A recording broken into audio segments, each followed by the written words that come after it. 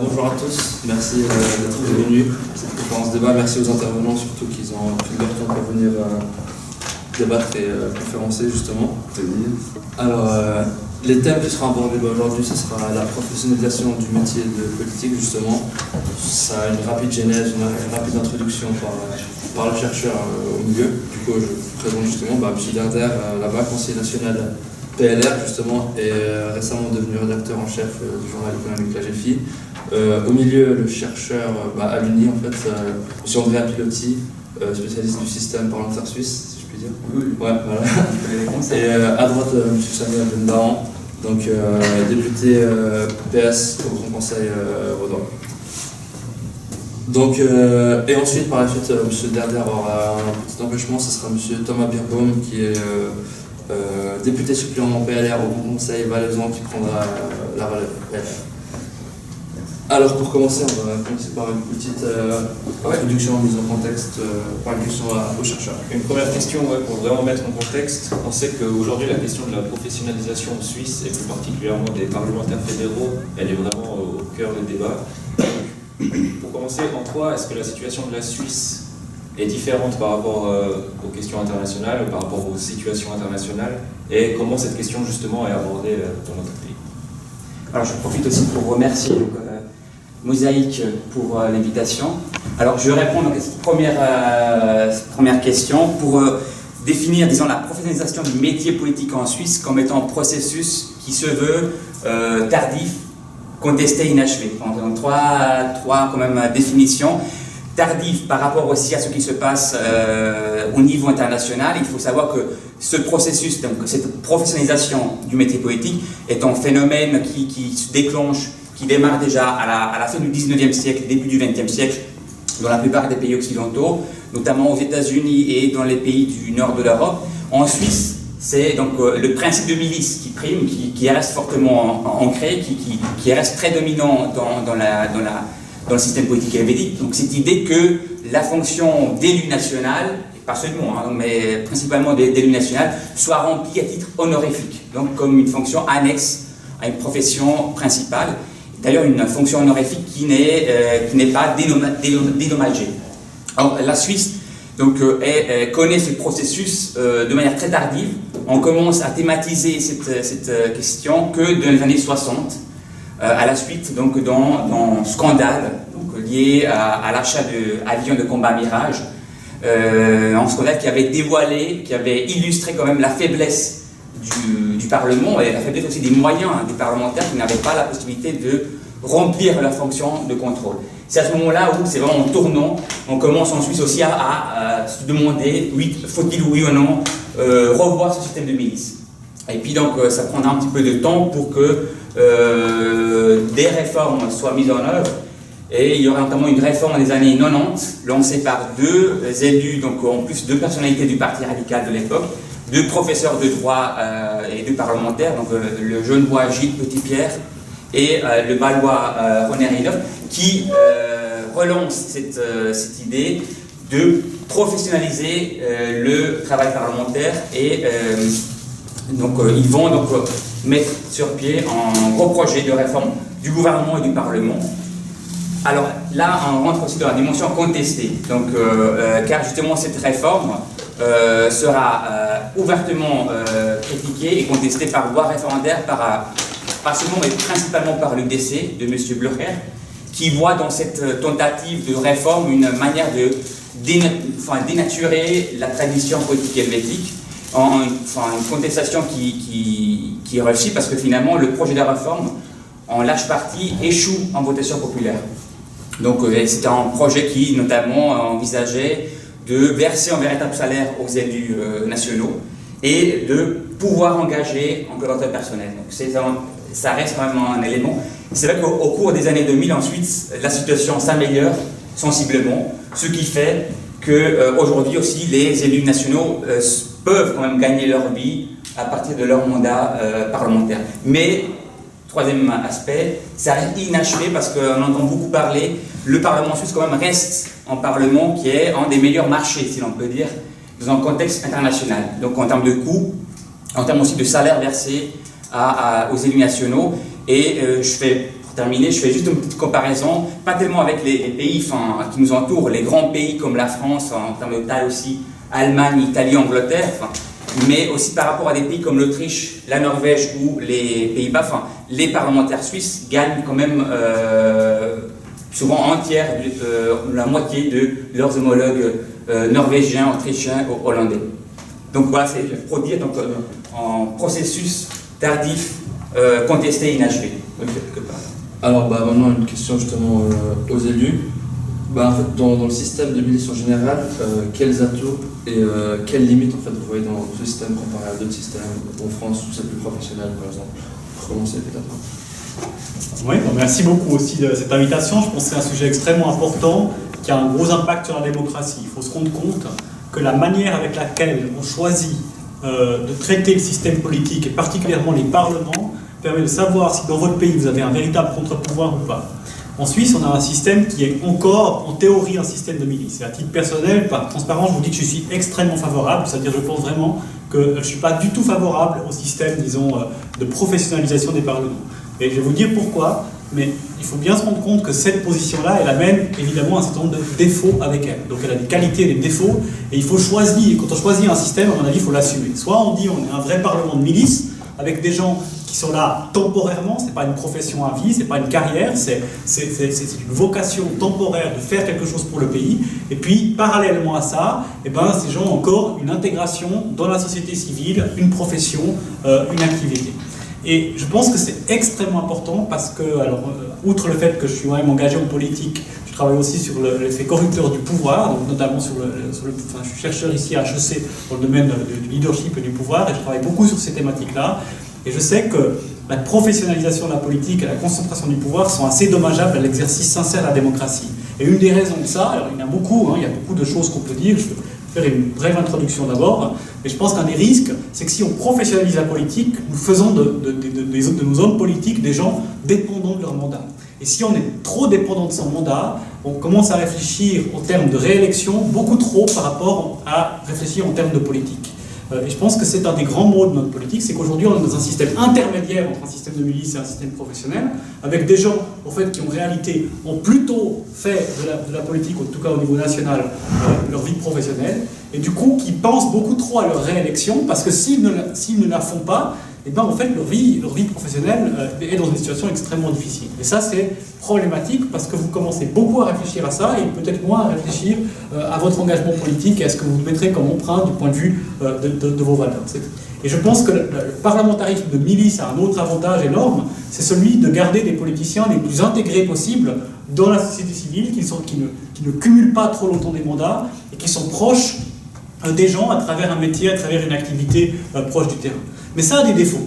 Évidemment, si vous êtes parlementaire de milice, vous n'avez pas le même temps que des parlementaires pas de milice. Un professionnel a vraiment le temps de bosser à 100%, à 120%, à 160% sur un job de parlementaire. C'est pas possible. Si vous voulez faire sérieusement du parlementarisme de milice, c'est pas possible. Donc vous devez compenser ça, et aujourd'hui, c'est pas du tout compensé. Donc le problème de la Suisse, c'est que je pense qu'elle fait juste en choisissant un système de milice, mais qu'elle fait faux en n'ayant pas un système qui assume ça jusqu'au bout. Par exemple, aujourd'hui, si vous êtes élu au Parlement fédéral, ou même cantonal, il faut savoir que l'employeur peut vous dire non, vous n'y allez pas. Je refuse d'aménager votre temps de travail en fonction de ça. C'est-à-dire qu'il n'y a pas de moyen de contraindre quelqu'un qui est élu, ne peut pas imposer ça entre guillemets à son employeur. Alors on pourrait imaginer un système où l'employeur est compensé évidemment, mais où une fois que quelqu'un est élu, son emploi n'est pas menacé à cause de ça. Évidemment, un employeur peut être conciliant, c'est le cas de l'université avec moi par exemple, là, et d'autres personnes. Il y a des tas d'employeurs qui sont conciliants, mais le problème c'est que ça privilégie quand même clairement certaines professions. Professions libérales, professions indépendantes, gens qui ont une grande liberté avec leur emploi du temps professionnel peuvent vraiment vivre la milice pour de vrai. Un ouvrier qui fonctionne sur des shifts avec un employeur peu conciliant aura beaucoup plus de difficultés. Et puis, de ce point de vue-là, évidemment, c'est très problématique. Et puis, un autre aspect sur lequel on n'assume pas, c'est qu'à mon avis, le soutien qui est apporté aux parlementaires est insuffisant. C'est-à-dire, si vous voulez vraiment avoir un parlementarisme de milice, il faut tolérer la non-capacité d'un politicien à être ultra compétent sur tous les dossiers. D'ailleurs, même pour un parlementaire professionnel, c'est pas possible. C'est une illusion, ceux qui essayer de vous faire croire ça, à mon avis. Par contre, il faudrait avoir des structures qui permettent d'aider les parlementaires qui sont suffisamment fortes pour que les parlementaires puissent vraiment se concentrer sur l'essence de leur job, qui est de se spécialiser sur des dossiers et puis de décider de façon éclairée sur des sujets. Mais il doit être bien accompagné. Aujourd'hui, il y a un certain degré d'accompagnement, comme ça a été dit précédemment, mais il est quand même relativement faible. La rémunération, moi, je ne sais pas s'il faut plus rémunérer les parlementaires, mais en tout cas, les soutenir dans leur activité, ça, à mon avis, c'est nécessaire pour que quelque part un parlementaire puisse vraiment être plus le responsable d'une équipe qui fait une partie du travail plutôt que quelqu'un qui doit, en fait, de façon de milice tout faire, puis du coup qui n'arrive pas à tout faire, et du coup qui est forcé à être poussé vers une professionnalisation. Donc je crois au système de milice, mais je pense que si nous voulons défendre ce système, parce que nous y croyons, alors il faut pousser ce système jusqu'au bout et l'assumer. Ou alors, si on ne veut pas ça, alors il faut assumer l'inverse, c'est-à-dire de dire les politiques sont des professionnels, mais là les risques à mon avis sont beaucoup plus grands, parce qu'on va avoir de plus en plus de gens qui s'accrochent à leur siège, de plus en plus de gens qui auront moins cet esprit de conciliation et plus cet esprit de se mettre en valeur, et dans la posture, ça existe déjà, il ne faut pas se voiler la face, mais je pense que ça existe moins en Suisse que dans d'autres pays, et je pense que le parlementarisme de milice est une des raisons qui explique le fait que de ce côté-là, ça se passe un peu mieux. Voilà pour... Alors ouais, peut-être l'avis de M. Darder, parce que vous voyez les mêmes limites, les mêmes atouts de ce système. Oui. Je suis totalement d'accord avec Samuel. C'est assez rare pour être souligné. Non, je suis d'accord avec à peu près tout ce qui a été dit, notamment qu'on devrait gagner plus d'argent. Mais non, pour être sérieux, un parlement professionnel, déjà, s'il n'est pas professionnel, c'est pas parce qu'il est amateur. Hein, donc je pense que c'est important de préciser les termes là. C'est vraiment une force de la Suisse qui est absolument indispensable à maintenir. On a un système de milice, donc je suis d'accord avec Samuel là-dessus. On doit maintenir ce système de milice, et c'est vrai aussi qu'il n'est pas parfait. Qu'il faut l'ajuster parce qu'on est actuellement dans un système qui est un tout petit peu hybride entre la milice et le Parlement professionnel. On est théoriquement un Parlement de milice. Concrètement, je pense qu'il y a 3/4 de professionnels aujourd'hui au Parlement interne, dans les faits, 2/3 minimum, voire 3/4 de gens qui en fait ne vivent que de politique. De gens qui ont un métier à côté, il y en a à peu près 1/3. Alors bon, le système dit de milice permet à ce tiers d'avoir un métier à côté. Pourquoi c'est important? Ce que Samuel et M. Piloty ont dit à demi-mot, c'est qu'on doit impérativement, pour être un Parlement et faire des lois, comprendre le monde pour lequel on fait des lois. Être en phase avec ce monde et puis connaître la réalité de ces métiers. Et c'est précisément le problème qu'on a aujourd'hui en France. Pour prendre un exemple, vu qu'on voit beaucoup le débat politique français et qu'on le subit, j'allais dire, on a une classe politique française qui est complètement déconnectée de la réalité. Elle s'est tellement professionnalisée, et pas seulement dans sa manière d'exercer la politique, mais également dans sa formation. C'est-à-dire qu'on vient des mêmes écoles pour aboutir aux mêmes postes de pouvoir et ne jamais finalement être allé travailler. Et ce qu'a dit Macron pendant sa campagne, pour moi, était quelque chose d'extrêmement convaincant. Il nous faut avoir dans les postes politiques des gens qui ont juste une fois peut-être timbré, qui sont allés au travail, qui ont eu un patron, qui ont vu ce que c'était que les ennuis de devoir discuter avec des collègues, un patron, et de parler avec des clients, enfin bref, être dans ce monde réel. Et quand on est dans un monde politique trop professionnalisé, comme est la France, on est avec des élus qui n'ont jamais été dans le monde réel, qui n'ont jamais été dans le privé, et qui du coup, effectivement, comme dit Samuel, se raccrochent de manière terrible, par une question de survie presque à leur poste au pouvoir, parce que sinon ils n'ont plus de revenus. Pour prendre un exemple de la politique française, l'exemple le plus frappant, ça a été la fameuse interview de Jean-François Copé il y a 6 mois, que vous avez peut-être vu, quand un journaliste lui a demandé le prix du pain au chocolat. Ça paraît con comme question. Le prix du pain au chocolat, la réponse de Jean-François Copé, qui a 30 ans d'expérience politique derrière lui, qui aménage des lois pour que des gens aient plus de pouvoir de travail, pour le pouvoir d'achat, qui aménage des lois pour que les gens aient des emplois, le type a répondu 15 centimes. Donc c'est pas qu'il était à 15 centimes près, il était à 10 fois moins que le prix réel, et encore, si le pain au chocolat on l'achète à Paris comme lui, et on serait plutôt autour des 3 €. Donc le type est réussi à vous dire le plus sérieusement du monde qu'un pain au chocolat coûte 15 centimes. C'est pas pour juger Copé, je pense qu'il n'est pas le seul, et ça c'est quelque chose d'absolument dramatique. C'est le danger majeur d'une professionnalisation de la politique, c'est de se retrouver avec des gens qui n'ont plus contact avec la vie réelle, avec les vraies valeurs, avec les éléments pour lesquels ils sont élus et pour lesquels ils font des lois. Et ça, c'est un vrai danger. Et c'est la raison pour laquelle nous, ce qu'on appelle le système de milice, c'est que dans le fond, on est un parlement de gens qui avons un métier, qui rentrons le soir, qui voyons des clients, des collègues, qui travaillons théoriquement, techniquement. Et ça, c'est quelque chose de très important. Maintenant, c'est pas toujours possible. Et la politique suisse aujourd'hui se professionnalise beaucoup.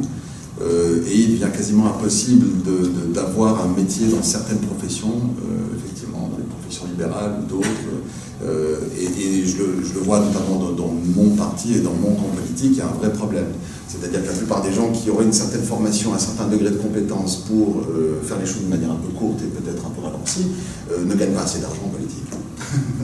Pour des élus de droite qui sont dans des professions soit libérales, soit cadres supérieurs dans des entreprises, qui peuvent gagner des salaires qui seront plutôt de l'ordre de 400 500 000 francs par année. Ils ne vont pas renoncer et dire, un, ils ne pourront plus faire leur travail d'entrepreneur ou patron d'entreprise, et de deux, ils ont un pouvoir d'achat qui est extrêmement réduit par rapport à ce qu'ils gagneront au Parlement. Et ça pose un problème. Donc nous, en tout cas, je parle de mon témoignage de notre côté, je ne parlerai pas des autres que je ne connais pas, dans le cas de notre parti, on perd énormément de possibilités d'avoir des candidats qui se battent pour la droite, pour les libéraux, parce qu'ils n'ont juste aucun intérêt financier à le faire, et donc ça pose un petit problème. Donc on est face à plusieurs défis de ce type-là, mais on doit quand même, malgré tout, maintenir ce système de ministres et trouver les moyens d'assurer, disons, finalement, une vie commune entre la politique et le travail. Donc pour revenir sur ça, est-ce que, sur Andrea Filotti, vous confirmez que le système de milice qu'on a en Suisse a un véritable impact sur le profil socio-professionnel des élus? Oui, tout à fait. C'est ce que M. Bénan a déjà anticipé, c'est que, on le voit clairement, c'est quand même un système qui, historiquement, a favorisé quand même la présence de certains profils professionnels au détriment d'autres. La présence des professions libérales était quand même frappante dans le cas suisse, contrairement à d'autres parlements nationaux. Je pense qu'il y a une évolution, une diversification des profils professionnels qu'on observe depuis les années 50 en France, en Allemagne, en Angleterre, en Italie, qui en Suisse a lieu, mais beaucoup plus tardivement. C'est parce que, en raison aussi des faibles rémunérations, il y a aussi typiquement la catégorie des salariés, que ce soit du public et du privé, sont très fortement peu présents au Parlement suisse, l'ont été donc dans l'histoire du Parlement suisse, parce qu'effectivement c'était tout simplement impossible qu'un employeur, avec quelques exceptions, accordait la possibilité à ses employés de partir 3 semaines pour chaque session, donc pour chaque semestre, et ça reste quand même un élément assez, quand même, dans une comparaison que j'ai pu faire, en tout cas avec des données, ça reste quand même un élément extrêmement frappant. Donc c'est un impact, l'amélioration quand même des indemnités a permis aussi l'arrivée de quelques profils plus différenciés, mais ça reste encore un problème qu'on peut constater. Et puis si je peux juste rebondir par rapport aussi, c'est là qu'il y a quand même pas mal d'éléments qui me parlent évidemment, donc, qui ont été donc mentionnés par M. Derder et M. Bénan. J'aimerais juste rappeler que ce qui a fait aussi la singularité de la Suisse, c'est que là on parle du système de commissions permanentes spécialisées. Or, il faut savoir que c'est quand même un des éléments incontournables dans toute professionnalisation. C'est un système qui est mis, c'est-à-dire que pour chaque domaine, projet de loi, il y a quand même des commissions spécialisées composées par des parlementaires qui siègent dans ces commissions au cours d'une législature et qui traitent des dossiers, des projets de loi qui traitent des mêmes dossiers. La Suisse, à ce propos-là, à nouveau, a été quand même un cas tout à fait singulier parce que ce système est mis sur pied depuis déjà les années 20, 30 dans la plupart des pays. En Suisse, on n'arrive que depuis les années 90. Là aussi, on avait discuté pour introduire ce système, ce n'est que depuis les années 90. Et là, ça introduit quand même en Suisse aussi une véritable spécialisation, ce qui a entraîné comme conséquence aussi une augmentation de la charge du travail des parlementaires, mais en même temps, à mon sens, ça amène aussi une spécialisation et la possibilité pour les parlementaires de aussi se spécialiser et aussi faire face quand même aux fonctionnaires de l'administration fédérale. C'est-à-dire que de pouvoir un petit peu aussi discuter sur des projets de loi ayant quand même des compétences, si ce n'est pas à égalité, mais quand même beaucoup plus développées par rapport au passé. Et étant donné, en fait, une des conséquences de ce système ministre, c'est que vu que les parlementaires gardent un lien avec leur profession, il y a peut-être des liens d'intérêt qui se créent justement au niveau parlementaire. Est-ce que vous pouvez nous dire quelque chose Là, c'est quand même un élément, ça n'appartient pas que à la Suisse évidemment, mais en Suisse aussi, c'est là qu'il y a une imbrication entre la sphère économique et la sphère politique qui est très forte.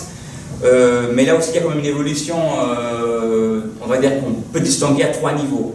Alors, c'est ce qu'on a pu constater, c'est que en ce qui concerne les liens directs avec les grandes entreprises, donc sociétés financières, industrie, banque, là on observe quand même un recul, une diminution du nombre de parlementaires qui siègent simultanément dans les grands conseils d'administration des grandes banques, des grandes sociétés d'assurance, ce qui est lié d'une part à une nouvelle orientation stratégique des entreprises, aussi à un certain degré d'internationalisation. Donc, de plus en plus, les conseils d'administration de ces grandes entreprises sont composés par des étrangers, donc et moins par des Suisses, et aussi par le fait que ça devient aussi plus compliqué de cumuler à la fois un mandat quand même parlementaire qui se veut de plus en plus exigeant, et aussi des tâches dans ces conseils d'administration. Il y a par contre un autre niveau, c'est au niveau des sociétés anonymes plutôt régionales, locales. Là aussi, on observe que ces liens persistent, restent quand même assez importants. Et il y a par contre l'arrivée, ça c'est nouveau, c'est tout à fait inédit, c'est lié plutôt à une phase plus récente, au fait que le Parlement acquiert un rôle plus important dans le processus décisionnel. C'est donc le développement de nombreux liens avec des groupes d'intérêt, mais pas seulement avec les associations patronales ou syndicales, des liens historiques, mais notamment avec des liens qu'on a définis d'intérêt public, notamment des associations liées à des questions environnementales, défense des droits humains. Et ce genre d'associations investissent davantage le Parlement, et là on observe aussi quand même une présence plus importante de ces liens d'intérêt. Petite précision, c'est clair que ces liens en soi, donc mesurer ces liens, ça ne nous dit pas tout, parce qu'après, la quantité de ces liens, ça ne nous dit pas encore beaucoup sur la qualité. Et sur ces éléments-là, bon, il y a quand même des collègues qui travaillent sur ces questions ici à l'Université de Lausanne. Je pense à André Mack, à Steven Eichenberg, qui travaillent notamment sur ces questions-là, et donc qui restent une question ouverte pour le cas suisse. Les liens d'intérêt ne sont pas un problème s'ils sont transparents. Il n'y a aucun politicien qui est neutre par définition, il a des avis, il défend des convictions, et si quelqu'un est un médecin libéral, exerce une profession libérale de type médecin, il va défendre plutôt des projets de loi qui vont dans le sens de sa profession. S'il travaille chez Nestlé, il va plutôt défendre les intérêts de l'industrie agroalimentaire. S'il défend une caisse maladie, il va plutôt défendre la caisse maladie. Et ça, c'est pas un problème. C'est juste, il faut qu'on se sache. Si c'est quelque chose d'affiché, si c'est quelque chose d'affiché et transparent, il n'y a aucun problème. Et donc, à partir du moment où quelqu'un est dans un système de milice et qu'il a un métier et que tout le monde sait qu'il est avocat, simplement ensuite, d'une part, il doit être transparent, puis effectivement, peut-être se retirer de certains dossiers si un de ses clients comme avocat est directement concerné par un projet de loi. Mais le fait d'avoir une activité professionnelle et d'exercer un rôle législatif au Parlement ne peut avoir que des avantages et aucun inconvénient en termes de liens d'intérêt comme ceux qui étaient évoqués, pour peu que ce soit transparent et connu. Et de toute manière, le problème des liens d'intérêt se posera après, quelle que soit la situation, qu'on soit dans un système professionnel ou pas, puisqu'il y a de toute manière autour de tous les parlements du monde des groupes d'intérêt qui tentent d'influencer le vote des parlementaires, ce qu'on appelle les fameux lobbies, qui sont des éléments qui sont pas nécessairement négatifs, qui sont présentés comme très négatifs. Ce sont des groupes d'intérêt qui peuvent être soit de méchants fabricants d'armes, soit des organisations humanitaires. En fait, on donne des lobbies ou des organisations de défense des animaux. C'est des groupes d'intérêt qui sont à peu près... Ou des banques aussi, quoi. Ou des banques, bien sûr, ouais, des assureurs, on parle beaucoup des assureurs, on parle beaucoup des banques, on parle beaucoup de toute l'industrie, tout ce qui est autour de l'économie et de la finance. On parle peut-être un peu moins, mais enfin c'est quelque chose de connu, de toutes les organisations, quelles qu'elles soient, qui défendent typiquement les animaux. C'est un lobby extrêmement puissant à Berne, qui se bat énormément, qui est très engagé sur tous les dossiers. Mais c'est pas des problèmes. Pour moi, c'est pas un problème. Un lobby, s'il vient et qu'il me convainc de voter blanc ou noir, je l'écoute, et puis je voterai blanc ou noir selon ce qu'il me dit, mais il va exercer une influence, il y aura un lien d'intérêt. Si ensuite, alors la question qui se pose, si on n'a pas, par exemple, de profession et qu'on est dans un système, disons, où il y a peut-être un besoin de rémunération supplémentaire pour un parlementaire mal payé, alors là, il y a le risque, effectivement, que le lobbyiste commence à proposer de l'argent d'une manière ou d'une autre pour influencer, discuter, informer, selon le terme qu'il utilise. Vous avez certainement vu dans les journaux ces derniers temps, il y avait un débat autour des séances d'information que faisaient certains assureurs où la personne élue touche 10 000 francs à la fin. Bon, est-ce que c'est acceptable ou pas? Certains estiment que c'est pas acceptable. J'en fais partie, moi je pense que je serais un petit peu gêné. À partir d'une certaine somme, ça commence à devenir gênant. C'est comme pour les journalistes en fait. Si vous pouvez avouer le cadeau, c'est que c'est pas grave. Si vous êtes un peu gêné, c'est que ça commence à être embêtant. Et à part, quand on se retrouve dans des scénarios où on touche 10 000 francs juste pour avoir suivi une séance d'information, à mon avis, on est dans un cas limite où on n'est plus vraiment fiable et neutre. Mais donc tout ça pour dire que c'est pas la profession qui aura une influence sur les liens d'intérêt d'un élu, parce que même s'il est professionnel, qu'il n'a pas de métier, qu'il n'est que parlementaire, il a d'autant plus de risques de venir être, on va dire, influencé, et ensuite s'il y a un degré d'échec qui peut aller jusqu'à la corruption, si on touche 10 000 francs, 50 000 francs ou 100 000 francs pour un vote, on commence à rentrer dans des degrés d'échec qui sont de moins en moins avouables et de plus en plus graves pour un élu. Mais de nouveau, je ne pense pas que ça ait un lien avec le système professionnel de l'Église. Je crois que vous voulez rebondir. Oui, tout à fait volontiers. Il y a beaucoup de choses qui ont été dites, mais la première chose, c'est que... Alors moi, je partage un aspect de ce qui a été dit, c'est le fait de dire qu'en soi, le fait qu'il existe des liens d'intérêt, c'est inévitable dans un système de milice si vous êtes sérieux avec l'idée de dire que vous voulez un système de milice. Donc ça veut dire que nous avons tous des liens d'intérêt. Moi, j'en ai plein, je travaille à l'université, j'ai une entreprise, j'en ai une deuxième, je suis au conseil d'administration d'une banque, enfin, on a tous plein d'activités ici. Et puis, si je défends le système de milice, ça veut dire que je ne vais pas renoncer à ça si d'un coup j'accède au Parlement fédéral, en tout cas pas à tout. Et donc, le problème, il n'est pas là. Le problème, il est dans ce qu'on a dit avant. C'est-à-dire, on a dit qu'avant, il y a certains métiers où c'était facile d'avoir une activité parlementaire aujourd'hui, puis d'autres où c'est quasiment impossible parce que l'employeur ne le permet pas ou parce que la rémunération n'est pas suffisante, etc. Donc là, on est dans une situation claire où on a un Parlement qui n'est pas représentatif de la population. C'est-à-dire que si vous regardez les revenus des gens du Parlement, malgré ce que dit M. Derder sur le fait qu'on ne paye pas assez ou qu'on paye assez des parlementaires, ça je pense que ce sera un point de désaccord, mais malgré ça, alors il y a un truc que je vous assure, c'est qu'en termes de revenus, c'est pas représentatif. Vous n'avez pas beaucoup de chômeurs, vous n'avez pas beaucoup de gens qui gagnent très peu d'argent au Parlement, ça existe certainement, vous avez très peu, et vous avez quand même passablement de gens qui gagnent très très bien leur vie, et puis la proportion de super riches ou de très riches au Parlement, elle est plus élevée que la proportion de super riches dans la population générale. Donc il y a quand même une distorsion, ça c'est parce que d'être avocat et d'être parlementaire, c'est plus facile que d'être ouvrier du bâtiment puis d'être parlementaire. Ça, c'est quelque chose d'assez simple. Et si vous regardez à gauche, où il y a peut-être moins de super riches, vous avez quand même des gens, ça a été dit par Fatih Berder, c'est vrai que à droite, il y a plein de gens qui se professionnalisent, puis à gauche aussi, il y a plein de gens qui se professionnalisent, qui gagnent soit des syndicats, soit des appareils de partis, soit des municipalités. Enfin, donc vous avez cette problématique-là qui est partout. Donc la composition du Parlement, aujourd'hui, fait que les liens d'intérêt ne sont pas identiques, en fait, ne sont pas représentatifs des liens d'intérêt de la population, mais ils sont biaisés. Puis ça, c'est un problème.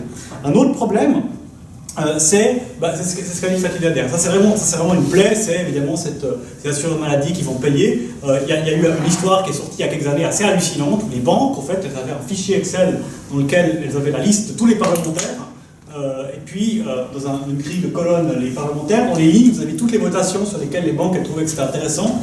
Puis, au fait, elles disaient ce qu'elles voulaient que les gens votent, puis après, elles mettaient une croix dans le fichier Excel pour chaque parlementaire qui avait voté quelque chose, puis chaque croix, ça valait une certaine somme d'argent qui versait après au parti. Alors, je ne sais pas si ça existe toujours, ce genre de truc-là. En théorie, les banques, depuis, elles ont un petit peu révisé leur système de dons au parti. Donc, je ne sais pas si ça existe toujours ou s'il y a toujours des choses comme ça. Mais disons, là, on est assez proche de ce qu'on peut appeler de la corruption. Pour moi, les séances à 10 000 balles des assurances maladie, c'est aussi, pour moi, c'est de la corruption. En tout cas, à mon avis, c'est très difficile d'être indépendant d'esprit si vous êtes payé des sommes considérables. Et aujourd'hui, les assurances maladie, c'est une véritable plaie au Parlement fédéral, puisque vous avez, si je ne m'abuse, je ne sais pas si c'est toujours le cas, le président du Parlement, des deux chambres du Parlement qui sont liées d'intérêt avec des assurances maladie, la commission de la santé qui s'intéresse à ces questions-là, vous avez une majorité de gens qui ont des liens d'intérêt avec des assurances maladie. Donc, il y a quand même un petit problème quand... Il n'y a pas un problème si vous avez des liens d'intérêt bien représentatifs de la population. Mais si vous avez tout d'un coup un ou deux lobbies qui sont extrêmement puissants par rapport à d'autres lobbies, c'est un problème. C'est le cas aux États-Unis, c'est le cas dans beaucoup de parlements, c'est pas spécifique à la Suisse. Mais si vous avez des lobbies qui ont énormément de pouvoir, puis d'autres lobbies qui représentent plus de gens mais qui ont moins de pouvoir, là vous avez un problème. Puis ça c'est très très embêtant. Et un aspect pour régler ça, c'est ce qu'a dit Fatih Berder, c'est la transparence, c'est-à-dire le fait de dire, déjà il faut que ce soit transparent, il faut qu'on sache les liens d'intérêt pour de vrai, il faut qu'on sache qui finance les politiques, il faut qu'on sache qui finance les campagnes politiques, pour qu'au moins l'électeur puisse déjà se faire une idée de ce qu'il y a derrière. Aujourd'hui, ce n'est pas le cas. Dans la Suisse, on est un pays qui est peu touché par la corruption, mais un point sur lequel on est constamment épinglé, c'est justement ça, c'est la transparence du financement des partis politiques et puis des campagnes politiques extrêmement mauvaises dans notre pays, par rapport à d'autres choses qui sont extrêmement bien, il faut le dire, il n'y a pas tout qui va mal, loin de là, mais ça, c'est vraiment un problème. Donc il faut aller dans cette direction, et je suis heureux d'entendre un PLR dire ça, parce que ce n'est pas le cas de beaucoup de ses collègues, donc c'est vraiment une bonne chose dans ce cas précis. Et puis l'autre aspect qui va là-dedans, c'est de se battre pour qu'on puisse avoir dans notre Parlement des gens qui sont vraiment représentatifs de la population. Et donc laisser à chacun la possibilité librement de se présenter à ces élections, de retrouver son travail quand il a fini d'être élu, et puis d'être rémunéré correctement. Et puis c'est vrai que moi, mon opposition, si vous voulez, rémunérer correctement les parlementaires, c'est important. Parce que si on les rémunère pas assez, ils ont plus de chances d'accepter de la corruption que s'ils ont une sécurité. Ça c'est juste dans ce qu'a dit Fatih Berder. Maintenant, rémunérer 500 000 balles un parlementaire parce que quelqu'un qui gagne 500 000 balles dans sa boîte, il ne vient pas, sinon, moi je crois quand même à l'idée que l'engagement politique c'est quelque chose qui est quand même des valeurs. Donc, comme on n'a pas un manque de gens qui gagnent 500 000 balles au Parlement, mais plutôt un manque de gens qui gagnent 4 000 francs par mois, je pense que ce n'est pas une priorité politique de faire ça. Par contre, d'assurer un certain niveau de rémunération, c'est-à-dire d'assurer que les parlementaires soient à l'abri, une certaine sécurité si on veut, et peuvent donc exercer leur mandat en connaissance de cause, ça je pense que c'est sain comme réflexion à avoir. Bon, juste une précision, je ne défendais pas des rémunérations parlementaires à 500 000 francs. Je n'ai pas la solution à ce problème. Je pense que, fatalement, à mon avis, on va sortir du système de milice un jour, mais je le regrette. Par contre, alors je conteste formellement un point que tu as soulevé, Samuel, c'est qu'il n'y a pas une plus forte proportion de super riches au Parlement que dans la population. Au contraire, je pense que les gens qui gagnent de l'argent ne s'intéressent pas au Parlement. Dans leur très grande majorité, ils se fichent complètement de la politique d'ailleurs en général, et surtout pas d'aller se casser les pieds pendant 3 semaines par saison à siéger à Berne dans une salle bruyante et bourrée de virus. Et on a aujourd'hui un gros déficit de gens, d'entrepreneurs au Parlement. Et ça, c'est pour moi un des grands drames, c'est que, comme tu dis, oui, toutes les tranches de la population ne sont pas représentées au Parlement, mais alors, contrairement à ce que tu dis, la tranche riche n'est pas surreprésentée, elle est totalement sous-représentée. Et je ne parle pas des riches, je parle des créateurs d'emplois. Les gens qui créent des entreprises et qui créent des emplois sont totalement sous-représentés au Parlement, c'est-à-dire tous ces gens qui font la richesse du tissu économique suisse, qui créent des entreprises et des emplois, ne viennent pas là parce qu'ils ne peuvent pas. Si on dirige une équipe de 10, 15, 20, 50, 100 personnes, je parle de petites PME, donc à partir de 10, 15 personnes, on ne peut pas se permettre de venir 5 mois par année à Berne. C'est juste exclu. Vos employés vont regarder en disant mais machin, il ne dirige pas. C'est un peu le défi que j'ai aujourd'hui avec la GFI, je vais tenter de le gérer, mais c'est pas évident du tout. Et là, après 2 semaines, je vois pas très bien comment je peux continuer. Donc c'est vraiment quelque chose d'extrêmement, mais je vais y arriver, mais c'est quelque chose d'extrêmement complexe et à peu près pas gérable. Et là, pour moi, ça c'est un grand défi, parce que c'est d'aménager des lois pour encourager les gens à créer des entreprises. Il faut quand même le faire en ayant un tout petit peu d'expérience, et aujourd'hui malheureusement on l'a pas. Alors ce qui corrobore votre propos, c'est la visibilité de 2-3 personnalités bruyantes au Parlement, à savoir M. Blocher et sa fille, mais ils sont clairement pas représentatifs, disons, des milieux économiques, déjà de 1. La plupart des patrons que je connais n'adhèrent pas aux thèses que défend la famille Blocher. Ou alors on a des gens comme Marcel Stadler, qui est un type qui a créé une boîte et qui l'a vendue, et qui est un jeune retraité de 30 ans, parce que voilà, il a créé une boîte qui a eu un certain succès. Mais de gens aux commandes d'une entreprise, il y en avait un peu clairvoyant à l'UDC qui était Peter Spuller, un des rares, et malheureusement donc, il a quitté le Parlement parce qu'il dirige le Stadler Rail, qui est une entreprise qui marche bien. Il ne pouvait juste pas continuer. C'était pas possible de diriger une entreprise en restant au Parlement. Et ça, pour moi, c'est un vrai déficit parlementaire. Et ce que je regrette, et on le dit vraiment d'autant plus honnêtement pour parler des PLR, c'est que donc, du coup, avec les PLR, on se retrouve à peu près plus qu'avec des avocats. En gros, il n'y a plus d'entrepreneurs, mais des professions de type avocat ou notaire. Et puis ça, franchement, ça me casse un petit peu les pieds. Je préfère parler à un entrepreneur qu'à un avocat quand je suis dans un débat interne à mon parti, en disant quels sont les projets qu'on doit défendre aujourd'hui pour créer des emplois. Je préfère parler à un type qui crée des emplois dans une PME qu'un avocat qui facture je ne sais pas combien de centaines de francs de l'heure pour des conseils qui ne sont pas toujours avisés. Et là, pour moi, c'est un vrai... Non, juste pour dire, j'en fais pas un combat droite-gauche. Au sein de la droite, je trouve qu'il y a un petit problème de manque d'entrepreneurs. Et malheureusement, les seuls dont on parle, c'est la famille Blocher, qui sont pas emblématiques des entrepreneurs suisses. J'avais juste un élément qui peut-être pourrait rassurer Suderda, parce que c'est vrai que par rapport aussi à mes recherches, disons que par rapport au passé, quand même, la présence des entrepreneurs n'a pas baissé, donc a plus que doublé. Donc, après, c'est toujours parce que je sais qu'il y a eu aussi le président de l'économie suisse qui avait, l'année passée, mené une campagne, qui a lancé une campagne pour qu'il y ait plus d'entrepreneurs dans la politique, y compris au niveau fédéral. Et c'est que j'avais eu la possibilité d'échanger un avis avec une collaboratrice d'économie suisse qui était un petit peu intéressée à nous donner. Après, il reste évidemment, à savoir le type de la qualité du travail que ces entrepreneurs puissent assurer, donc ça c'est une autre chose. Mais en termes, c'est juste pour donner un petit élément, disons que les entrepreneurs, en tout cas, ils représentent à peu près 15% des parlementaires suisses. Donc, tout dépend de ce qu'on met là-dedans, c'est ça le problème. Qu'est-ce qu'on met dans l'entrepreneur? Est-ce que le patron d'un bureau, d'une étude d'avocat comme Monsieur Cher est mis dans les entrepreneurs? Oui, non. Est-ce que Madame Godbard, comme j'aime bien l'appeler, notre chère c'est Madame Ricli, qui est au cadre dirigeant d'une entreprise. Alors pour la petite histoire, donc elle est cadre dirigeant d'une entreprise qui s'occupe essentiellement de vendre des espaces publicitaires pour un marché des médias libéralisé en Suisse. Donc elle passe l'essentiel de sa vie à taper sur la SSR.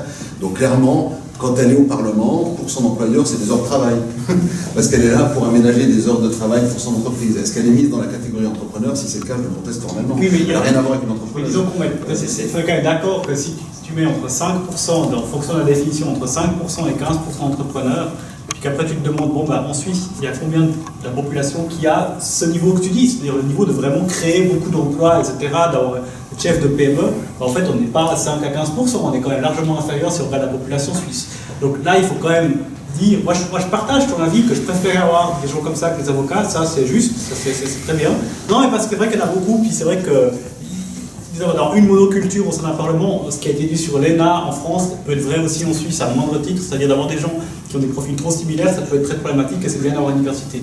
Mais je pense qu'il ne faut pas oublier aussi le reste de la diversité qu'il y a dans notre pays. Alors c'est clair qu'il y a des entrepreneurs, peut-être certaines catégories d'entrepreneurs que Fatih Berder voudrait voir plus, peut-être qu'ils ne sont pas là assez, mais alors il y a toute une autre série de personnes qui ne sont pas là assez, et je pense que c'est les gens qui construisent nos routes, les gens qui nettoient les salles qui sont ici. Alors vous allez dire certains ne sont pas suisses, c'est vrai, mais d'autres le sont, et je pense qu'il y a énormément de catégories de gens qui ne sont pas représentés dans le Parlement, et l'illusion de croire que tout le monde va être représenté ne peut pas être vrai, ça c'est clair, mais l'illusion, l'idéal d'un Parlement de milice où il y a quand même une certaine dose de représentativité, je pense que c'est un idéal vers lequel on peut se battre. On n'y arrivera jamais, je pense, à l'égalité parfaite, mais l'idée de dire qu'aujourd'hui, des gens à bas revenus, à difficulté au fait, des gens qui, imaginez, vous allez au boulot à 8h du matin, vous êtes crevé parce que vous avez un métier pénible physiquement, à 19h, vous rentrez chez vous, puis vous n'avez pas envie de faire de la politique à ce moment-là, et puis votre patron ne vous laisse pas le faire, et vous êtes à 100%.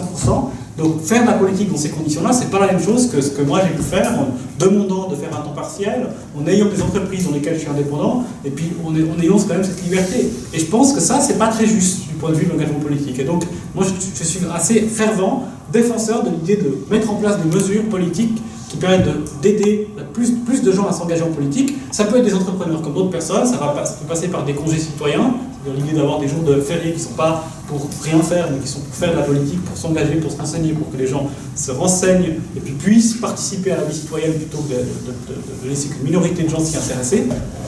Et puis, Après, si ça passe par rémunérer mieux la fonction de politicien, puis qu'on pense que c'est la bonne solution, moi je ne m'y opposerai pas, je ne m'opposerai pas forcément à ça, mais en tout cas ça passe par une chose, c'est de mettre en place des mesures qui facilitent le plus possible la possibilité pour quelqu'un de dire que moi j'accepte de partir d'où je suis aujourd'hui, quel que soit le job dont on parle, entrepreneur comme ouvrier du bâtiment, je peux partir et j'ai la sécurité de pouvoir revenir ensuite. Et ça aujourd'hui c'est pas garanti. Juste un mot, parce que je m'excuse, je vais pas revenir, j'ai pas l'excuse. Pardon, j'avais un deuxième engagement, mais puis ensuite je vous laisse. Mais je pense malheureusement que mon intime conviction, c'est que le système de milice va disparaître. Le nombre de professionnels, alors je ne sais pas ce que disent les statistiques universitaires, sont en augmentation. Et surtout, il y a les faux miliciens maintenant de plus en plus. J'évoquais le cas de Madame Ricli. On a de plus en plus de cas de gens qui, dans le fond, sont engagés par une entreprise pour qui c'est intéressant d'avoir un parlementaire comme employé ou cadre et qui va aller défendre les intérêts de l'entreprise ou des cantons. Hein, genre on a quand même certains élus de fonction publique ou des syndicats, mais je pense que dans tous les milieux, on a une émergence, une montée de collaborateurs qui sont dans le fond payés par la structure, qu'elle soit entreprise, État ou association, qui voient un intérêt d'avoir un 50% de son collaborateur qui, dans le fond, quand il est à Berne, il est en train de travailler encore pour l'entreprise qui l'emploie.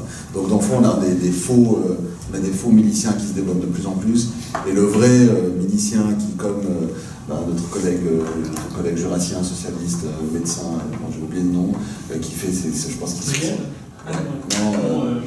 bref, mais qui est... qui a la commission des affaires extérieures. Mais bref, un médecin indépendant, il me raconte ses journées, il rentre chez lui, il consulte encore des gens, puis il repart tous les matins, il se lève à 4 heures. Enfin, voilà, c'est des vies qui sont juste pas gérables et durablement. Donc ça, moi, je sais pas quelle est la solution. Si vous en avez, je suis preneur, mais je pense qu'il faut qu'on arrive à aménager des moyens d'encourager ça, puisque c'est un peu en contradiction avec l'introduction que je faisais. Autant je pense que le système de milice est indispensable, autant je pense qu'il va disparaître malheureusement, et on va vers un système de politique professionnelle, à mon sens. Voilà, sur ce, je merci beaucoup. Vous demander pardon.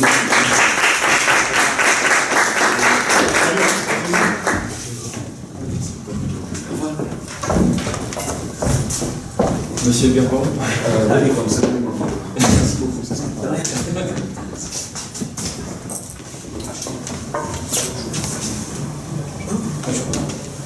Je veux juste intervenir chez Chad Maintenant qu'il n'est pas allons-y, quoi. non, c'est par rapport à, en tout cas pour le rassurer aussi, c'est que dans notre cas statistique, c'est qu'on a inclus effectivement des entrepreneurs dirigeants d'entreprise avec au moins 7 employés, 6-7 employés. Donc le cas de Madame Ridley a été donc inclus dans des autres professions libérales. Donc je confirme en tout cas c'est quand même une évolution qui est là, hein, donc c'est un constat objectif. C'est la présence d'entrepreneurs augmente dans le Parlement suisse. Donc je pense, comme je disais, donc c'est un élément incontestable. Après, bon, ça reste à voir quelles sont les attentes que les entrepreneurs ou les défenseurs de leurs intérêts attendent. Voilà. Et puis par rapport un petit peu un élément aussi par rapport aux faux miliciens, c'est vrai qu'aujourd'hui on parle encore de parlement de milice, mais c'est vrai que moi je considère que c'est plutôt parfois un état d'esprit. Donc, se considérer comme étant milicien, mais dans la réalité des faits, il y a beaucoup de parlementaires qui s'affichent en tant que tels, mais pour des questions rhétoriques, pour des questions aussi on va dire de complaisance face à leur électorat qui est plutôt méfiant à cette idée de professionnalisation égale caste politique. Donc c'est tout à fait un élément qu'on peut constater. Donc jusqu'à maintenant, on a beaucoup parlé des parlementaires fédéraux, et vu que maintenant on a la chance d'avoir des élus au niveau cantonal, Est-ce qu'on ouvre des questions peut-être au niveau fédéral, si on a à ce stade? Moi j'avais 2-3 questions. C'est pour M. Derder qui est partout, du coup, mais peut-être vous pouvez répondre à sa place. On parlait à un moment de la transparence par rapport au lobby et combien, en fait, à quel groupe d'intérêt vous appartenez, au niveau fédéral. Et du coup, est-ce que ça serait pas bien aussi que tout le monde déclare combien il touche de la part de tous les groupes d'intérêt auxquels il fait partie? Alors, bonjour à tous. Je remercie aussi l'association Mosaïque pour m'avoir invité un peu en dernière minute pour remplacer Petit Derder. Donc j'ai fait 4 ans dans l'association Mosaïque, c'était les 4 années les plus belles de ma vie. Donc je vous encourage à continuer dans cette association. Oui, personnellement, je suis opposé à ce fait-là. Moi je suis d'accord tout à fait qu'on peut déclarer dans un registre d'intérêt, ce qui est déjà le cas actuellement, les mandats qu'on touche ou dans les conseils d'administration dans lesquels on siège. De toute façon, ça c'est public aussi, quand on va consulter des registres du commerce, on est aussi au courant de qui siège dans quoi. Mais moi je serais contre ce système-là parce que moi je pense qu'on touche quand même à la sphère privée des gens, à la sphère financière, puis moi j'aimerais pas que cette transparence, qu'on avance sous couvert de transparence, puis finalement qu'on tombe sur du voyeurisme. Donc moi je serais d'accord que les personnes soient d'accord, doivent déclarer leur lien d'intérêt à des groupes d'intérêt, à des groupes de lobby, mais je serais contre ce principe de devoir directement marquer le montant qu'on touche. Mais ça, c'est justement pour lutter un peu contre ce problème de corruption. Comme on disait tout à l'heure, si on siège 2 heures un conseil d'information pour une assurance maladie, on touche 10 000, est-ce que ça peut pas aller à des niveaux encore plus élevés et du coup ça éclaircirait dans tout ce problème-là? Mais moi je pense que le fait de devoir obliger là-dessus, c'est une responsabilité individuelle de chaque parlementaire qui doit faire ça, mais demander à quelqu'un de déclarer qu'il a touché 10 000 francs pour une séance d'information pour une assurance maladie, je ne pense pas qu'il va le faire, donc marquer dans la loi, je ne pense pas que ça va arranger les choses. Je vous dis la parole. Oui. Non, mais c'est juste pour, là aussi, pour amener des éléments de contexte, un peu historique, c'est qu'il faut aussi rappeler que la Suisse, là aussi, à nouveau, c'est quand même un cas tout à fait particulier. Bon, pour moi, le chercheur que je suis, c'est quand même tout à fait passionnant parce que ça me permet aussi de situer aussi j'ai l'occasion de parler avec des collègues chercheurs étrangers qui sont toujours fascinés par le cas suisse. La Suisse a été quand même un des pays qui a aussi introduit l'obligation de déclarer l'intérêt. C'est un des pays qui a introduit ça de manière tardive. Alors, il y a un registre des liens d'intérêt au Parlement fédéral, je parle donc depuis la moitié des années 80, mais à l'époque c'était quand même un registre, on demandait, donc toujours sur base volontaire, aux parlementaires de déclarer les liens qu'ils estimaient comme étant les plus importants. C'est un système qui a duré pour une quinzaine d'années, jusqu'au début des années 2000, parce qu'il y a eu un petit gros scandale, on va dire, avec le président du Conseil national, c'était un démocrate chrétien, M. Peter Hess, qui avait omis de déclarer quelques dizaines de liens d'intérêt y compris des liens d'intérêt extrêmement importants avec l'industrie du tabac. Et c'est à ce moment-là c'est une situation qui a amené quand même les parlementaires, une grande majorité des parlementaires, à introduire une déclaration obligatoire de tous les liens. Et depuis 2004, il y a une nouvelle loi donc, qui prévoit que tous les parlementaires doivent déclarer, pas les rémunérations, c'est toujours en question ouverte, qui est débattue, qui est tout le temps donc, mise en avant, mais qui pour le moment n'est pas considérée comme étant importante. Mais donc, depuis 2004, tous les parlementaires sont obligés à déclarer tous les liens. Mais vu quand même le système extrêmement libéral de la Suisse, c'est aussi, il y a eu des parlementaires qui continuent à oublier certains liens d'intérêt, mais formellement il n'y a pas de sanction. Donc on va dire, on va un petit peu les taper sur les doigts, mais ça reste vraiment un système ouvertement libéral. Ça reste sur base volontaire. Donc c'est un petit peu un élément pour situer quand même la Suisse aussi par rapport à ça. C'est quand même un thème qui a été longtemps écarté, qui n'a pas été considéré comme étant crucial. Ça le devient de plus en plus, mais voilà, on est loin de ce qui se passe, par exemple, dans certains États américains. D'ailleurs, il y avait aussi une chronique de M. Derder dans le temps, il y a quelques temps, l'année passée, qui rappelait justement le cas de l'État du Missouri, où tous les députés du Congrès du Parlement de l'État du Missouri sont obligés à déclarer tous les liens d'intérêt et surtout tous ceux qui y gagnent, y compris s'il y a une association qui leur paye un café ou c'est pas un petit cadeau, ils doivent donc comptabiliser la valeur de ce cadeau. Ça c'est un système, on va dire, à l'extrême, puis on a le système suisse où, je répète, c'est un système extrêmement encore libéral. Ouais. Parce que moi c'est très problématique cette histoire de financement, parce qu'il faut quand même se poser la question, si un parlementaire reçoit 10 000 balles, il faut se demander qu'est-ce que payent les personnes qui donnent ces 10 000 balles. Tu viens à une séance d'information, tu reçois 10 000 balles, pourquoi on t'a filé ces 10 000 balles? Pourquoi? Est-ce que c'est juste un revenu par rapport à un travail que tu as fourni? Putain, moi j'en fais bien mon métier, hein, de rester assis pendant 2 heures pour choper 10 000 balles. Donc il y a une raison derrière ça.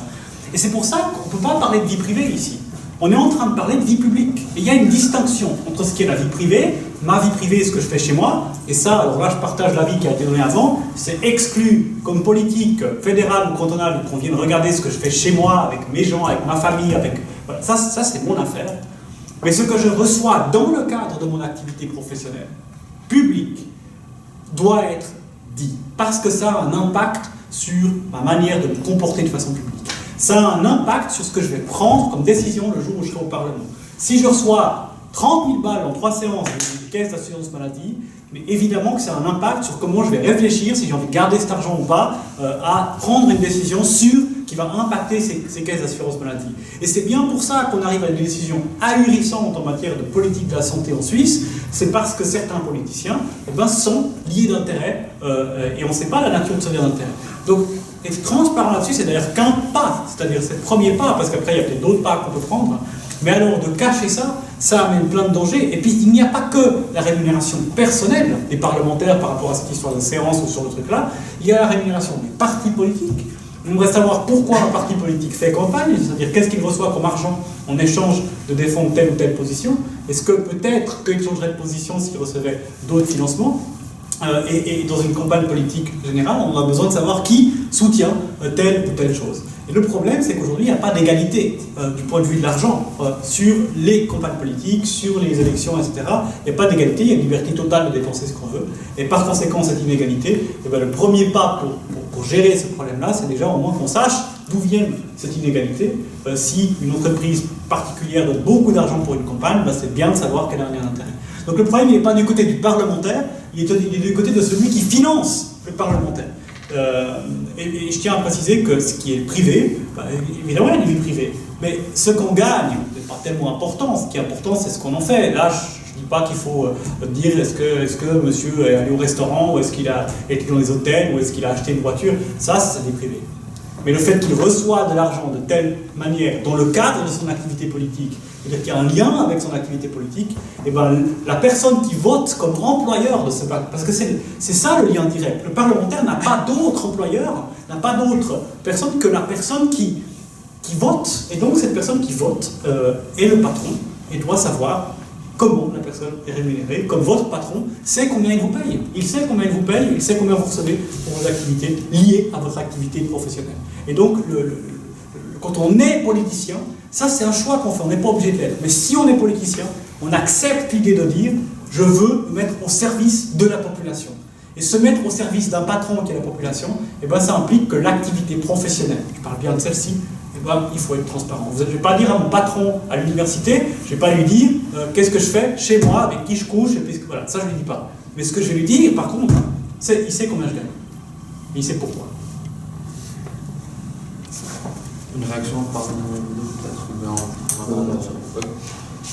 Donc on va passer maintenant, on a beaucoup parlé des parlementaires fédéraux, donc on a la chance d'avoir deux élus cantonaux maintenant.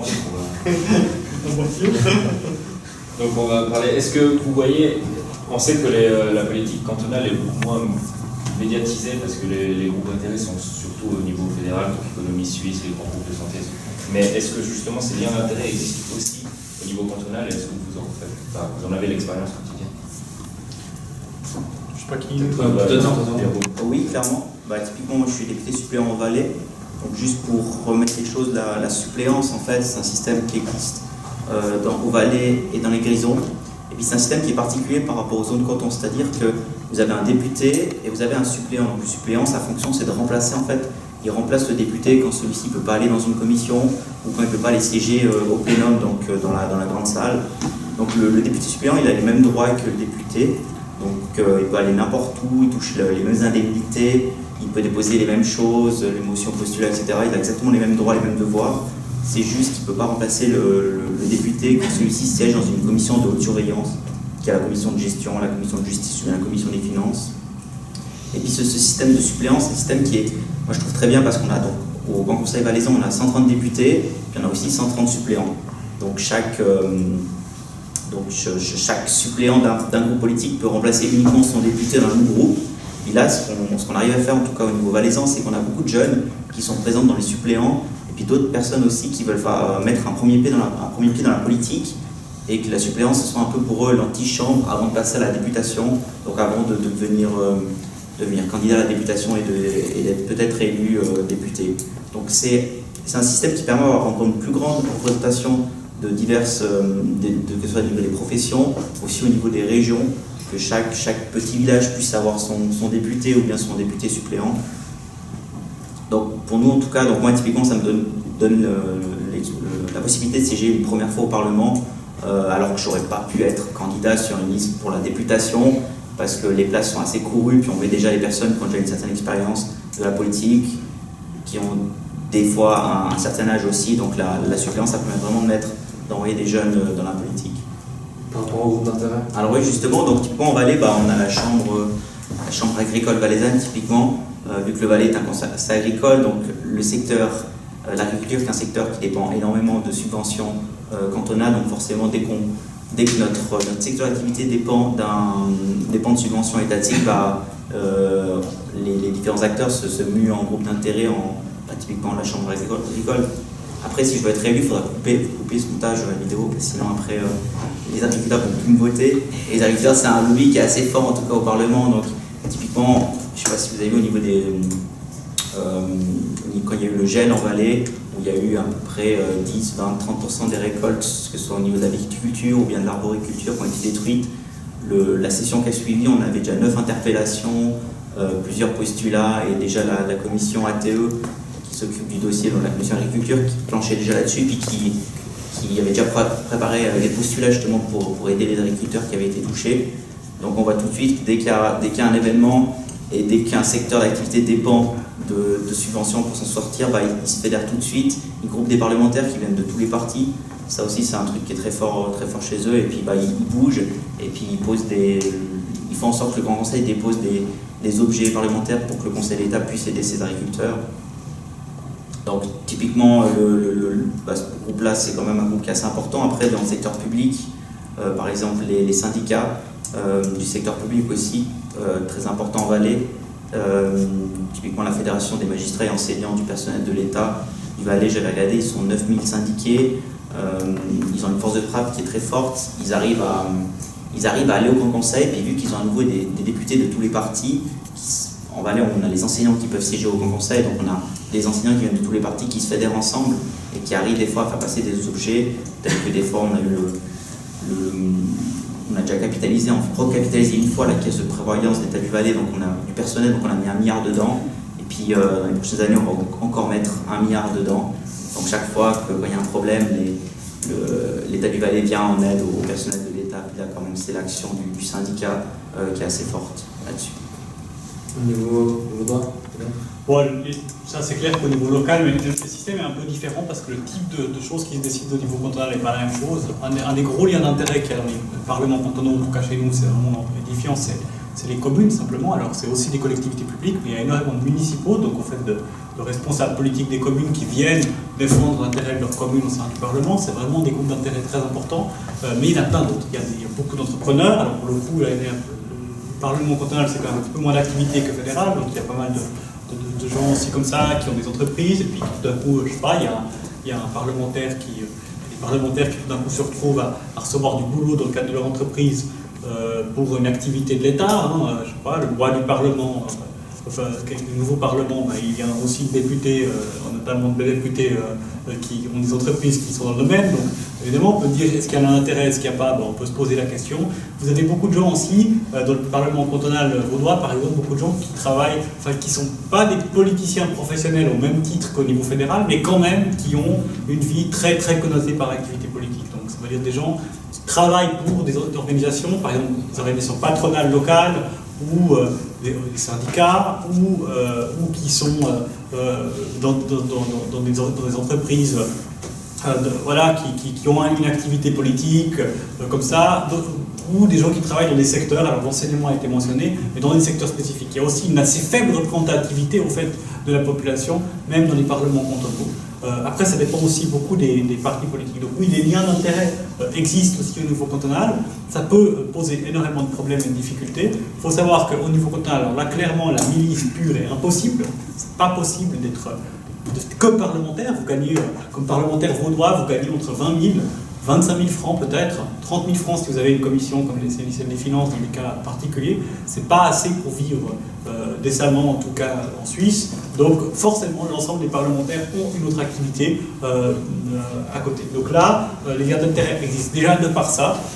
Mais après aussi, les lobbies existent. Mais il faut bien se rendre compte que les enjeux ne sont pas du tout les mêmes qu'au niveau fédéral, et donc du coup, le type de lobbying n'est pas le même.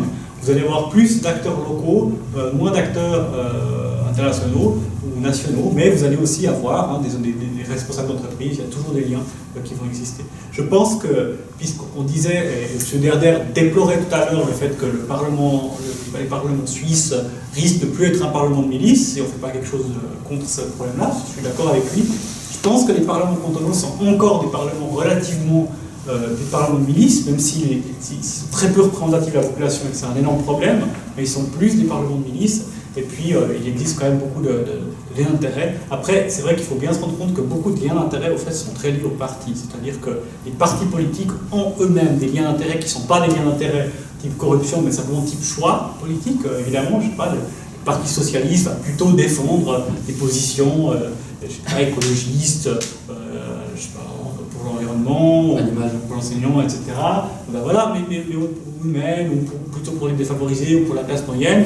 La droite, elle a plus de liens avec les entreprises, les grandes entreprises, la baisse de la fiscalité des entreprises, etc. Et donc, évidemment, ces liens d'intérêt existent, et puis se retrouvent dans les débats qu'on en parle. Ce n'est que, effectivement, pour dire que, comme l'a dit M. Bénan, enfin, on a quand même à deux niveaux, évidemment, bien différents en termes aussi de professionnalisation. Il y a une professionnalisation qui est à l'œuvre dans les parlements cantonaux, mais qui est plutôt liée, pas tellement en termes de rémunération, qui ont des indicateurs classiques pris en considération, mais plutôt par rapport à la charge du travail. Il y a aussi des collègues de l'Université du Jura qui travaillent sur ces questions-là, qui ont un petit peu mesuré l'évolution dans ce sens. Et puis c'est vrai que il y a quand même des parlements, des cantons de Berne, Zurich, Vaud, Genève, qui sont considérés comme étant les parlements les plus professionnalisés au niveau cantonal de Suisse. De par aussi le nombre d'objets traités, c'est quand même dans ce sens, c'est quand même des parlements où la charge de travail a augmenté. Puis c'est clair, en termes de rémunération, c'est pas du tout comparable. Bah, nous aussi, typiquement, vu qu'on a un système de suppléance, donc on est 260 parlementaires en tout, donc forcément ça diminue encore la charge de travail, le temps de présence qu'on peut passer au Grand Conseil. Donc il y en a qui vont, une séance du Grand Conseil, nous on fait par système d'une semaine. Donc on a une semaine à peu près chaque 2 mois, donc ça fait 6 semaines sur l'année. Et puis sur les 6 semaines, on est 260, donc on tourne entre les députés et députés suppléants, vous siégez à peu près la moitié de la semaine, ce qui fait qu'en fait vous siégez que 3 semaines sur l'année, donc 15 jours au Parlement. Donc vous siégez 15 jours au Parlement, vous ne construisez pas une carrière là-dessus. Puis après il y a encore quelques commissions à côté, mais les commissions c'est 4, 5, 6 fois par année, pas plus. Donc vous n'arrivez pas du tout à vivre de votre activité politique. Après l'avantage qu'on a aussi avec le système de commission, c'est qu'on arrive à répartir les gens en fonction de leur formation. Moi j'ai pu remplacer un député de ma région dans la commission agriculture justement, puis dans la commission agriculture, donc moi j'ai aucune notion d'agriculture, rien du tout. Dans la commission j'ai noté, il y avait 2 restaurateurs, 2 œnologues, 2 vignerons, 3 agriculteurs, un biologiste, une institutrice, un ingénieur, puis moi qui suis étudiant en master de droit et d'économie, donc ça faisait un peu à part la surprésentation qu'il y avait du milieu agricole, on avait quand même des gens qui venaient de divers secteurs d'activité, puis ensemble on pouvait à chacun apporter un point de vue différent sur la chose agricole. Donc pour moi aussi c'est la force de ce système de milice en fait. Ok, alors ouais, on a terminé avec les questions, à moins que quelqu'un d'entre vous a quelque chose à ajouter. Les questions alors ouais. Si vous voulez aller.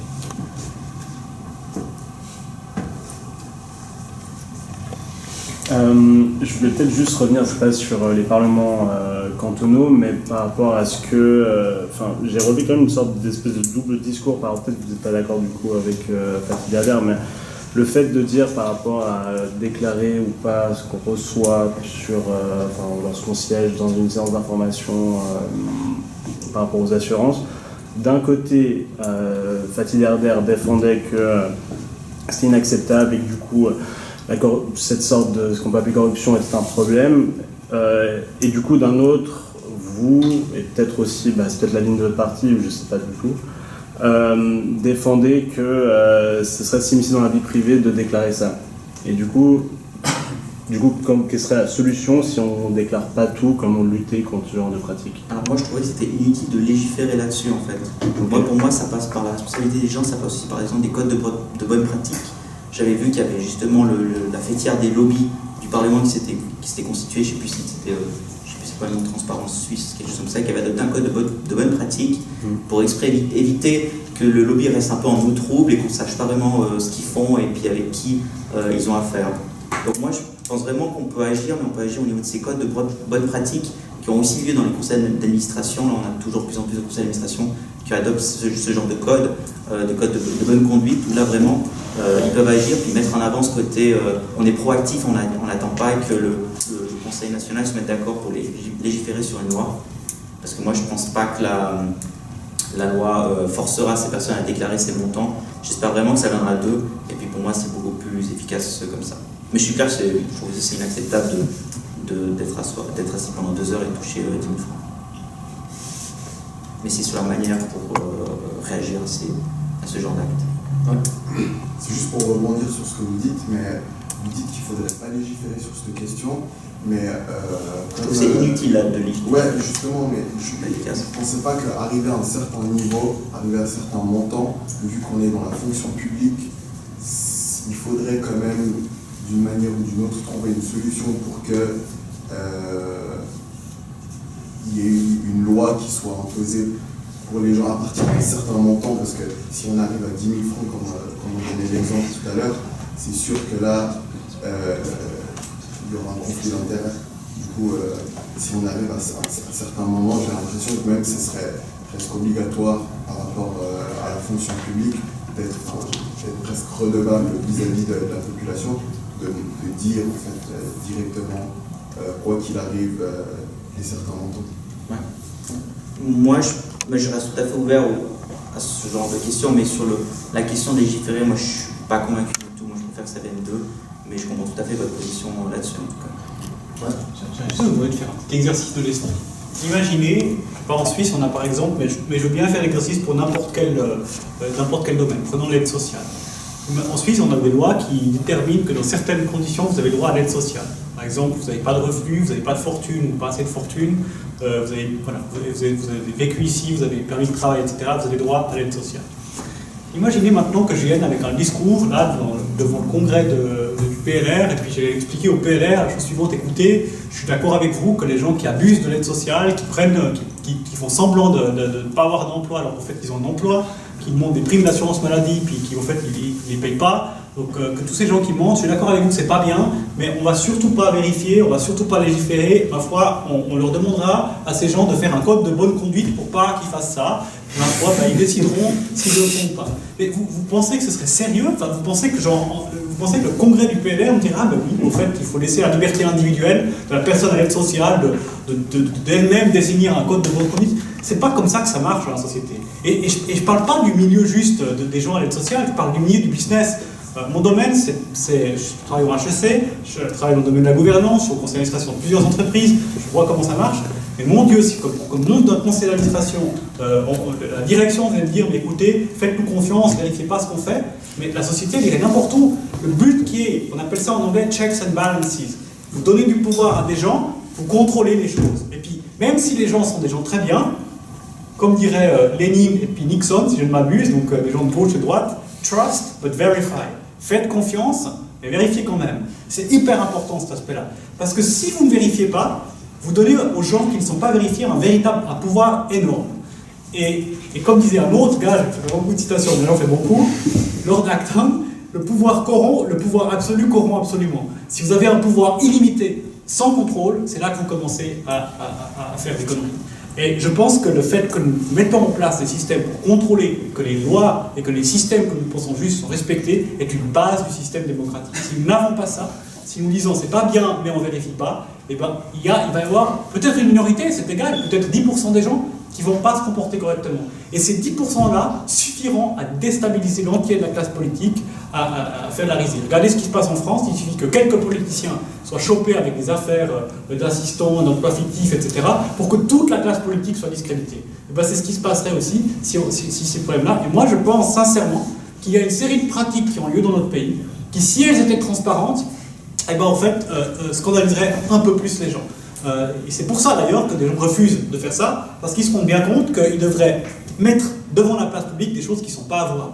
Et c'est là que je suis d'accord avec Fatih Derder. Il a dit quelque chose qui me guide quotidiennement dans mon action politique. Et je me poserai la question personnellement de tous mes liens d'intérêt. Si j'accède au Parlement fédéral, hein, ça peut arriver dans une semaine, selon les résultats des élections vaudoises. Donc j'ai une petite chance que tout d'un coup je sois parlementaire fédéral dans une semaine, petite chance que ce soit jamais, une plus grande chance que ce soit jamais, mais enfin ça peut arriver. Donc je vais me poser ces questions de dire quels sont mes liens d'intérêt, et quels sont les aspects-là, et est-ce que c'est avouable, c'est ce qu'il a dit, est-ce que c'est avouable? Et je pense que ça on doit se poser la question. Et si on se dit non, c'est pas vraiment avouable, je suis content de le garder caché, il y a un problème. Si je peux le dire sur la place publique, alors c'est bon. Parce que c'est déjà un lien d'intérêt qui est plus avouable. Mais si une pratique, si quelque chose que je dis, si je vous mens maintenant, vous me posez une question, je vous mens, je vous dis un mensonge.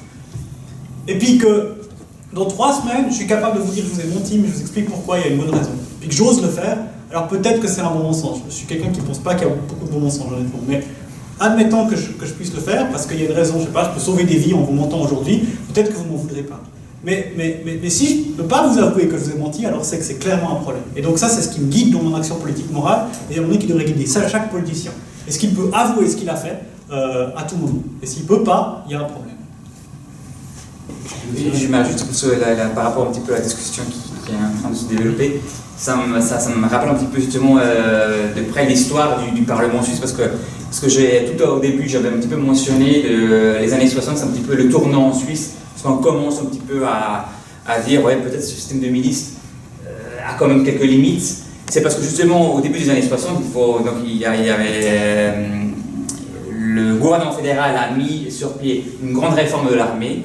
Et dans cette réforme, ils ont envisagé d'acheter une centaine d'avions de combat de France, des avions Mirage. Et à l'époque, justement, cette histoire de confiance, faites-nous confiance, le gouvernement fédéral et les fonctionnaires chargés du dossier étaient allés vers le Parlement, demander un crédit de plusieurs centaines de millions à l'époque, hein, c'est quand même un chiffre énorme, c'était en 62, pour acheter ces 100 avions de combat.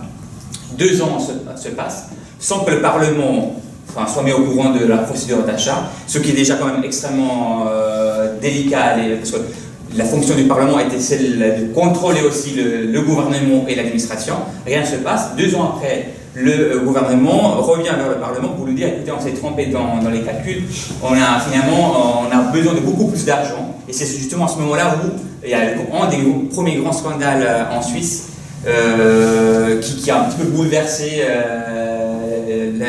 le système politique suisse. C'est finalement on s'est aperçu que les parlementaires étaient complètement mis à l'écart d'un achat qui aurait dû les concerner. Et l'évolution dans ce sens, on l'a vu encore récemment, il y a 2 ans, on a voté sur l'achat d'autres avions de combat. C'était des avions Gripen, donc suédois. Et là aussi, on a vu que le rôle du Parlement était complètement différent. Donc il y a aussi un processus décisionnel beaucoup plus critique. Et c'est dans ce sens-là aussi que ça a pris quand même du temps aussi pour qu'en Suisse, on accepte cette idée que les parlementaires puissent remplir leur fonction de contrôle. Donc c'est tout à fait un petit peu symptomatique, alors que c'était quand même un élément qui aurait dû être acquis dès le départ. Mais dans la pratique, on n'a pas donné les moyens aux parlementaires de le faire. Et donc, ce sens, c'est quand même un élément positif à saluer. Est-ce que vous voulez répondre à l'intervention de M. Le Baron? Non, ça va. D'autres questions? Vous pouvez poser des questions. Non. Ok, au bout. Merci.